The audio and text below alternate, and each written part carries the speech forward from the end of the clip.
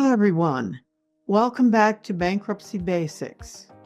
I'm Martha Warner, a California bankruptcy attorney with over 40 years of experience. Today, we're talking about something that affects thousands of people every year. What actually happens after you file for bankruptcy? If you've just filed or you're considering bankruptcy, you're probably wondering, okay, now what? Well, I've got some great news for you. The hardest part is behind you. Your fresh start has officially begun. So grab a coffee, hit that subscribe button, and let's walk through exactly what to expect in the coming weeks and months. You filed your petition. Congratulations. Once everything is submitted to the bankruptcy court, you're going to receive notice of 3 very important things. So grab a pen if you need to. Number 1, your case number.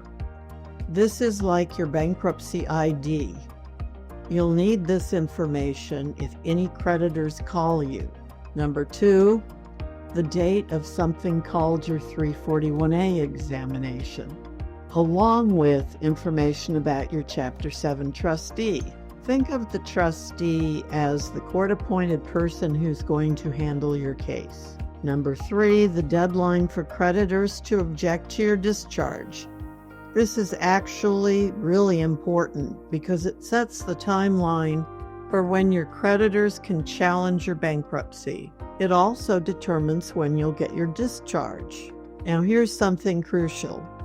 Keep your case number and filing date somewhere easy to find. Why? Because if you get a call from any of your creditors after you file, you should give them this information along with your attorney's contact details if you have one. And here's the best part. Once you file, creditors have to stop trying to collect from you. If they don't, the bankruptcy court can hold them in contempt. That's some real legal protection right there. Okay, now let's talk about this 341A examination, because I know it sounds scary, but I promise you it's not as intimidating as it sounds. Sometimes it's called the first meeting of creditors, even though creditors rarely show up. But first things first, put this date on your calendar the moment you get it. It will generally be between 30 and 45 days after you file. This date is non-negotiable. You must show up to this meeting. Shortly after you file, either you or your attorney will be contacted by your trustee. They'll give you all the details about how the meeting will work. And these days it's done by phone or Zoom, which makes it even easier. Now, your trustee is going to request some documents from you. Here's what most trustees typically want. Your most recent 2 years of state and federal tax returns. And yes, they need to be signed copies. Your photo ID and social security card.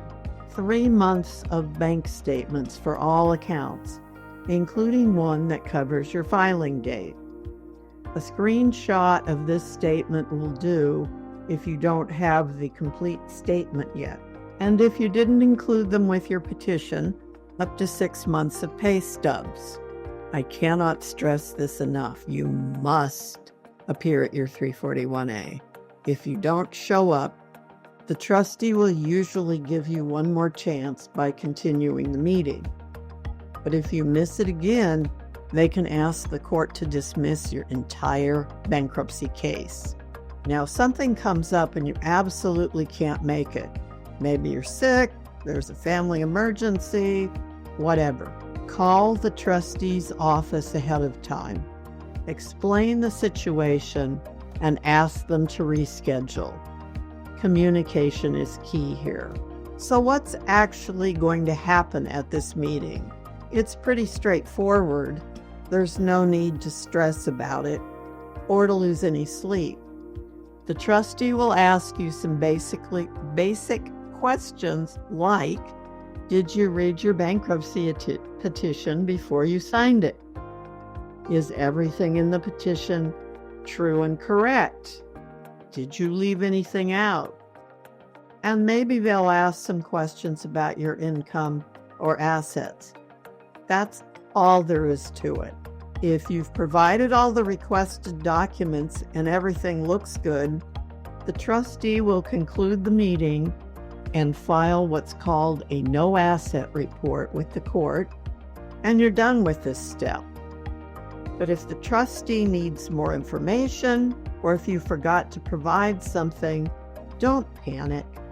They'll continue your hearing to give you time to provide whatever they need. This happens all the time, and it doesn't change any of your important deadlines. Once you provide the information, you probably won't even need to appear again.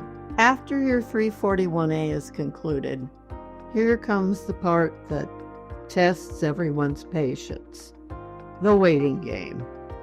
Creditors and the trustee have 60 days from your initial 341A examination to file any objections to your discharge. That might sound nerve-wracking, but here's something that should put your mind at ease. Objections are hardly ever filed. I'm talking rarely. The vast majority of bankruptcy cases go through without any issues. If an objection is filed, and again, this is uncommon, you should definitely consult with an attorney. This filing creates what's called an adversary proceeding, and it's not something you want to handle on your own. Essentially, it's like any other lawsuit. You'll need to file an answer if you want to defend against it. And one other thing is triggered by the date of your initial 341A. You'll need to take a second financial management course and file a certificate of completion within that 60 days. You can use the same online provider you used for your initial credit counseling if you want, and the provider will usually file the certificate for you, completing everything. So assuming everything goes smoothly, which it almost always does, once those 60 days pass without any objections, and you've completed the financial management course and filed the certificate of completion, you'll receive your discharge notice from the court. This usually happens within a day or two of the deadline passing, and shortly after that, your case gets closed, and you're done. That, my friends, is when it's time to celebrate. You successfully completed the bankruptcy process and earned your fresh start. Before we wrap up, I want to give you one crucial tip that will make this entire process so much smoother. Provide your trustee with any requested paperwork as quickly as possible. This is the fastest and easiest way to ensure your 341A goes smoothly and gets concluded at the end of your hearing. Don't procrastinate on this. Your future self will thank you. I know the bankruptcy process can feel overwhelming, but remember, you've already taken the hardest step by filing. Everything from here is just following the process. Thousands of people successfully complete this journey every year, so you've got this. That's a wrap on today's video. I hope this helped demystify what happens after you filed for bankruptcy. If you found the video helpful, please give it a thumbs up and subscribe for more financial and legal content. And remember, this video is for educational purposes only and doesn't constitute legal advice.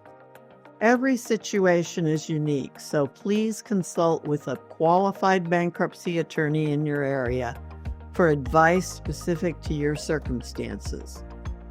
And if you're a California resident and you'd like to schedule a free half-hour consultation with me, call me at 760-409-7705 or email me at martha@bankruptcysage.com and drop a comment below if you have any questions.